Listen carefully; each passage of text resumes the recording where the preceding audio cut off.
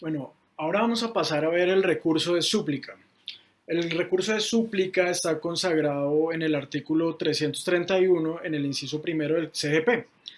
Dice palabras más, palabras menos, que el recurso de súplica procede en tres casos: contra los autos que por su naturaleza serían apelables, dictados por el magistrado sustanciador en el curso de la segunda o única instancia o durante el trámite de la apelación de un auto.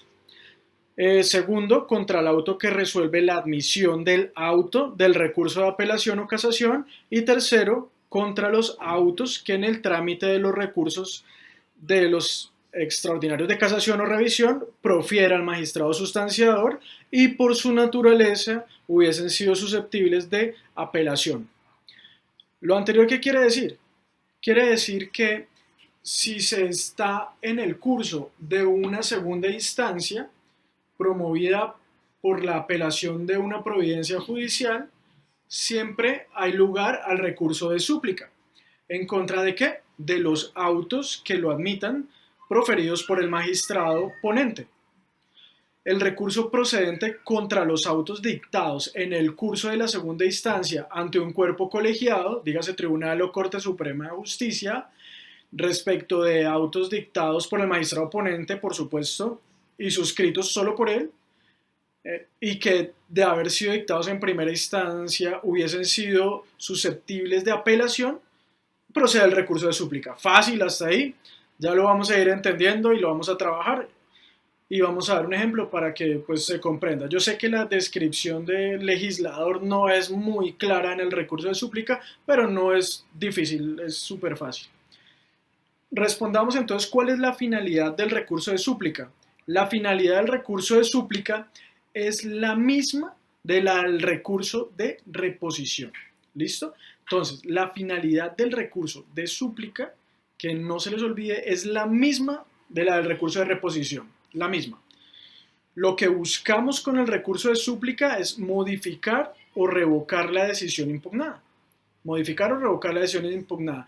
Obviamente debe estar debidamente motivado y el trámite es muy similar al de reposición, pues conforme lo dispone el artículo 332 del Código General del Proceso, interpuesto el recurso, se correrá traslado a la parte contraria por el término de 3 días. Vencido el traslado, el secretario pasará el expediente al despacho del magistrado que sigue en turno al que dictó providencia, quien actuará como magistrado ponente para resolver el recurso. La súplica es un recurso principal, no es subsidiario, es principal, no se les olvide.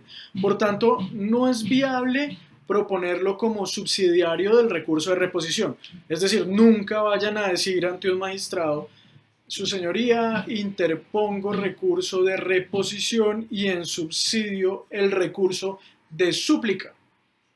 Eso no lo vayan a hacer porque ya les expliqué que el recurso de súplica es principal. ¿Listo? Es principal. Lo deben proponer como principal y no como subsidiario, esa es la idea clave. ¿Cómo podemos identificar entonces si debemos interponer un recurso de reposición o, por el contrario, debemos interponer un recurso de súplica ante un auto dictado por un magistrado, ¿cierto? ¿Cómo lo identificamos? ¿Cómo logramos definir interpongo reposición o interpongo súplica? Para eso debemos identificar, plantearnos la hipótesis si ese mismo auto que dicta el magistrado lo hubiesen dictado en primera instancia por un juez. Debo preguntarme, ¿podría haber apelado ese auto? Si la respuesta es sí, si efectivamente yo hubiera podido apelar ese auto que dicta el magistrado en segunda instancia, pero si yo lo hubiera podido apelar en primera instancia, entonces el recurso que procede es el de súplica. ¿Listo? Hasta ahí claritos. En ese caso, lo que yo digo es, bueno, ese auto lo hubiera proferido un juez en primera instancia, entonces yo hubiera podido apelarlo, entonces acá voy a interponer ante el magistrado un recurso de súplica ante el magistrado. ¿Listo? ¿Por qué? Porque en primera instancia hubiera podido ser apelable.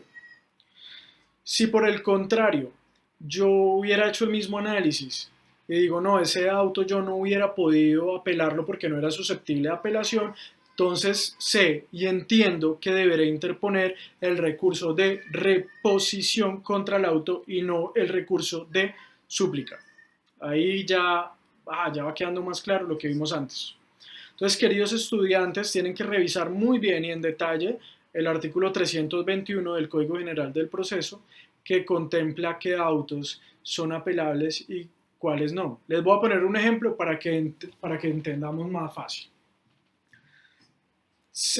Le vamos a solicitar al magistrado que decrete unas pruebas. ¿Listo? Que decrete unas pruebas que sin culpa se dejaron de practicar en primera instancia. Yo le digo, su señoría, me permito solicitar ante usted que decrete la práctica de unas pruebas testimoniales, toda vez que sin culpa de esta parte se dejaron de practicar en primera instancia. Y le digo qué testimonios son los que yo necesito que él decrete y posteriormente se puedan practicar.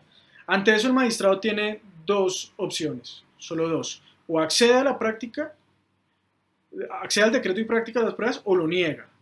Si accede a la práctica de las pruebas, proferirá un auto, ¿cierto? Y que decrete la práctica de las mismas, ¿cierto? Decrete esos testimonios, ¿listo? Si el magistrado accede, ese auto no es susceptible de apelación. Es decir, si lo estuviese dictando en primera instancia, ese auto no es susceptible de apelación. ¿Listo? Porque el artículo 321 no lo contempla en la lista. Entonces digo, bueno, ese auto no es apelable. Entonces no es susceptible de recurso de súplica. Ese análisis lo tendrá que hacer la contraparte. Es decir, si a mí me decretan la práctica, pues yo no voy a interponer recurso, es lo que yo quería. Pero la contraparte es el que tendrá que hacer ese análisis. ¿Listo? Si por el contrario, el magistrado dice que no accede al decreto y práctica de esas pruebas que le solicité, entonces tenemos que ir al 321 y mirar, oiga, en el artículo 321 del Código General del Proceso, ¿qué dice? ¿Será que el auto que niega el decreto y práctica de las pruebas es o no es apelable? Si vemos el 321, el numeral tercero, dice que también son apelables los siguientes autos proferidos en primera instancia. Numeral tercero, el que niegue el decreto o la práctica de las pruebas. Como ese auto si era apelable en primera instancia, aquí yo deberé interponer ¿qué recurso? El recurso de súplica. ¿Entendido? Como el auto era apelable, el recurso procedente ante el magistrado, ¿cuál sería? El de súplica. Si el auto en primera instancia, planteándonos imaginariamente eso, no es apelable, el recurso será el de reposición. De esa forma es como podemos nosotros determinar si interponemos un recurso de reposición o, por el contrario, interponemos el recurso de súplica. Súper fácil. Bueno, no sufran tanto. Yo sé que no es tan sencillo determinarlo. Con la práctica y estudiando muy bien el tema de los autos y estudiando muy bien el tema del recurso de súplica, ustedes van a lograr identificarlos fácil. ¿Listo? Es cuestión de tiempo, es cuestión de práctica y es cuestión de estudio. Sin embargo, cuando ya estén en la práctica del derecho, cuando ustedes ya sean abogados, ¿listo? O si hay abogados que me están escuchando y digamos no tienen tanta práctica en audiencia y dudan sobre qué recurso interponer, si súplica o reposición, y están frente al magistrado, por favor, si ustedes creen que la decisión no está ajustada a derecho o tiene algún error y no están de acuerdo con esa decisión, interpongan recurso. ¿Cuál? El que ustedes crean.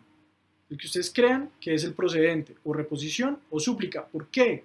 Porque el artículo 318, específicamente en el parágrafo, ¿cierto? Va a decirle o le dice al magistrado que deberá darle el trámite del recurso que corresponda al medio de impugnación. ¿Ok? Es decir, si ustedes se equivocan e interponen el recurso de reposición cuando en realidad tenían que interponer el recurso de súplica, pues el magistrado le dará el trámite de impugnación con las reglas del recurso que en realidad corresponda. ¿Qué dice el parágrafo del 318? Cuando el recurrente impugne una providencia judicial mediante un recurso improcedente, si improcedente, el juez deberá tramitar la impugnación por las reglas del recurso que resultare procedente, siempre que haya sido interpuesto oportunamente. Entonces ya saben, no hay que tener miedo. Si ustedes creen que la decisión está errada, ustedes saben que necesitan interponer un recurso, hagan primero el análisis de ese auto que profiere el magistrado, definan si ese auto lo hubiese dictado un juez en primera instancia, lo hubiesen podido apelar, entonces interponen súplica. Si por el contrario ese auto lo hubiera dictado un juez en primera instancia y ese mismo auto no hubiese sido susceptible de recurso de apelación, entonces interponen reposición. ¿Listo? Espero que les haya quedado súper claro